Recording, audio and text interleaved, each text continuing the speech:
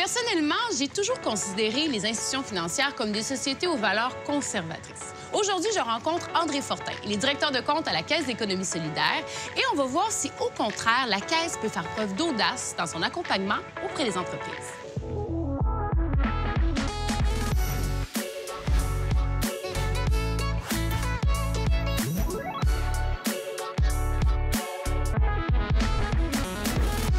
André Fortin, vous êtes directeur de compte pour la Caisse d'économie solidaire et conseiller stratégique en habitation. Quand on parle d'audace pour l'institution financière, qu'est-ce qu'on veut dire? L'audace, c'est d'accepter que ce qui est demandé soit un peu différent de ce qui est habituellement demandé puis ce qu'on est habituellement appelé à offrir. Puis je dirais que l'audace, à partir de ce moment-là, c'est de se mettre beaucoup plus dans un mode de dialogue que dans un mode de confrontation. Oui. Donc, dit autrement, de se mettre dans un mode où on va construire quelque chose ensemble, où les deux parties vont se rapprocher et on va arriver à réaliser le projet. C'est ça, l'audace. En termes, ce processus-là nous amène à faire des choses. Vous dites de l'écoute, mais j'imagine aussi du temps, de l'investissement, de l'argent pour des projets qu'il faut défricher, qu'il faut convaincre parfois les gens. Des fois, il faut convaincre un fonds syndical. Des fois, il faut convaincre le Mouvement des jardins en tant que tel. Des fois, il faut convaincre un autre partenaire financier. On a entre autres de bonnes relations avec des fondations. Donc, à ce moment-là, c'est d'arriver à présenter le projet, d'arriver à convaincre les gens que malgré la différence entre ça et quelque chose d'un peu plus conventionnel ou standard, ça demeure un bon projet, ça demeure un projet qui a des bonnes assises. Ce sont de bonnes personnes qui portent ces projets-là. Souvent, on oublie, mais fondamentalement, c'est ça qui est important. C'est les humains la qualité des personnes. Oui. Donc, c'est d'arriver à convaincre tout ça. C'est à la fois de l'audace, mais je dirais que c'est beaucoup de la pédagogie. OK. Bon, bien, M. Fortin, moi, je vais aller rencontrer Jean Nollet de Cohabitat Neuville et on va discuter un peu plus, justement, de l'audace de votre accompagnement. C'est bien. Vous allez rencontrer une personne fort intéressante. Il est très sympathique, Jean. Puis en plus, vous le faites sur place, donc vous allez voir un magnifique site. Ah, j'ai hâte de voir. N'hésitez pas.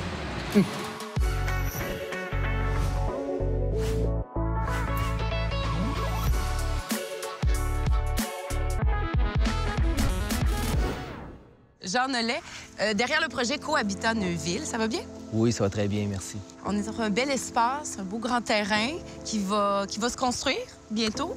C'est quoi le Cohabitat Neuville, exactement? Alors, Cohabitat Neuville, c'est un projet d'abord communautaire. L'idée, c'est de se mettre plusieurs personnes ensemble dans un lieu effectivement bucolique, en nature, pour vivre un projet écologique où on va partager les ressources, du temps, des projets, en gros. Et donc, concrètement, on va avoir une maison communautaire. Chacun aura son espace privé, il faut le remarquer. Là, chacun aura sa maison fonctionnelle indépendante. Donc, on veut ensemble vivre de façon simplicité volontaire, si on veut. Oui. Puis, se donner les moyens pour le faire. Neuville présentait une structure de projet un peu différente, une structure de propriété très différente, une façon de vivre ensemble qui est originale. Donc, l'audace, dans le fond, ça a été de les écouter. Puis l'audace, ça a été d'accepter de co-construire avec eux autres quelque chose qui va être correct en termes de financement, puis acceptable, puis viable pour eux. Donc, de répondre à leurs demandes dans le contexte qu'on a qui est un peu particulier. C'est audacieux, quand même, comme projet. Est-ce que c'est quelque chose qui existait déjà dans la région? À notre connaissance, dans la région, ça n'existe pas. Il y a à Québec un projet de Cohabitat Québec qui nous a inspiré beaucoup, qui est un magnifique projet où il y a 42 ménages, mais qui est en ville. Alors, la particularité du projet ici, c'est qu'on est en nature, on est à la campagne et on peut viser une certaine autosuffisance alimentaire et c'est ce qu'on espère voir se produire au fil du temps. En fait, la première impression que j'ai eue face au projet Cohabitat Neuville, dans un projet innovant, la première chose que tu regardes, c'est les individus.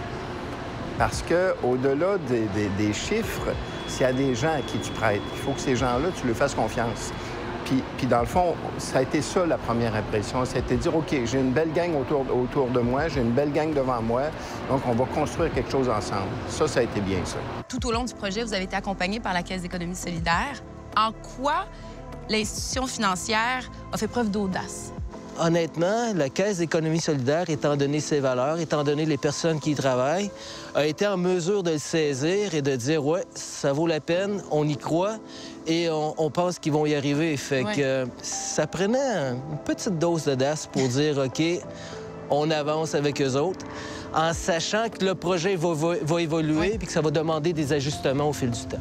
Merci, M. Nollet. Chapeau pour ce projet-là. Puis j'ai aussi chapeau à M. Fortin qui a vu l'audace du projet et aussi vous accompagner, je pense, de bien belle façon pour la réalisation. Merci à vous. Merci. C'était un plaisir.